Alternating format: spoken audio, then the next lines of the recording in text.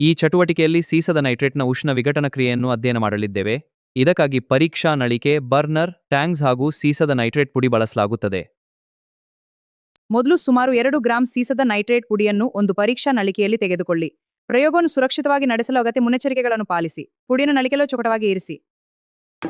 ಈಗ ಪರೀಕ್ಷಾ ನಳಿಕೆಯನ್ನು ಟ್ಯಾಂಕ್ಸ್ನ ಸಹಾಯದಿಂದ ಹಿಡಿದು ಪ್ರಯೋಗಾಲಯದ ಬರ್ನರ್ ಜ್ವಾಲೆಯ ಮೇಲೆ ನಿಧಾನವಾಗಿ ಬಿಸಿ ಮಾಡಿ.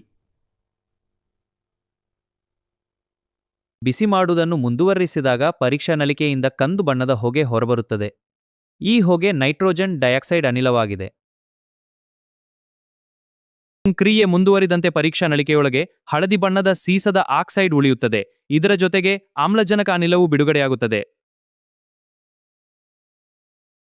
ಈ ಕ್ರಿಯೆಯನ್ನು ಕೆಳಗಿನ ರಾಸಾಯನಿಕ ಸಮೀಕರಣದಿಂದ ಸೂಚಿಸಬಹುದು. ಲೆಡ್ ನೈಟ್ರೇಟ್ ತಾಪಸವಕಲಿಗೆ ಒಳಗಾಗಿ ಲೆಡ್ ಆಕ್ಸೈಡ್, ನೈಟ್ರೋಜನ್ ಡೈಆಕ್ಸೈಡ್ ಮತ್ತು ಆಮ್ಲಜನಕವನ್ನು ಉತ್ಪಾದಿಸುತ್ತದೆ. ಲೆಡ್ ಆಕ್ಸೈಡ್ ಹಳದಿ ಔಷಧಗಳು ಇನ್ವಿನ ಲ್ಯಾಸಿಟಿಕ್ ಹೊರಡುತ್ತದೆ ಮತ್ತು ಆಮ್ಲಜನಕ ಅನಿಲವಾಗಿ ಹೊರಹೊಮ್ಮುತ್ತದೆ. ಹೀಗಾಗಿ ಸೀಸದ ನೈಟ್ರೇಟ್ ಅನ್ನು ಬಿಸಿ ಮಾಡಿದಾಗ ಅದು ಸೀಸದ ಆಕ್ಸೈಡ್, ನೈಟ್ರೋಜನ್ ಡೈಆಕ್ಸೈಡ್ ಮತ್ತು ಆಮ್ಲಜನಕವಾಗಿ ವಿಭಜಿತವಾಗುತ್ತದೆ. ಇದು ಉಷ್ಣ ವಿಘಟನ ಕ್ರಿಯೆ ಒಂದು ಉತ್ತಮ ಉದಾಹರಣೆಯಾಗಿದೆ.